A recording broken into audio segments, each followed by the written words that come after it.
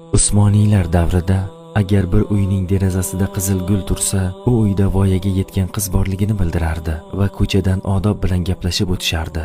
Sariq gul bo'lsa, u uyda bemor borligini bildirardi. O'tib ketayotgan sotuvchilar baqirmas, qo'shnilar ham shovqin qilmaslikka e'tibor qilishardi. Har uyning darvozasida bir qalin va bir ingichka to'qmoq bo'lardi. Ingichkasini ayollar, qalinini erkaklar chalardi. Shu sabab uy eshiklarini kim ochishi aniq bo'lardi. Qahvani yoniga bir suv va shirinlik qo'yilardi. Agar qahvadan oldin suv ichilib, shirinlik yeyilmasa, mehmonni och ekanligi tushunilardi va darhol dasturxon tuzishardi. Ramazon oyida qarz daftardan bir sahifa tanlanib, moddiy holati yaxshilar, ahvoli yomon qo'shnilarni qarzlarini to'lashardi.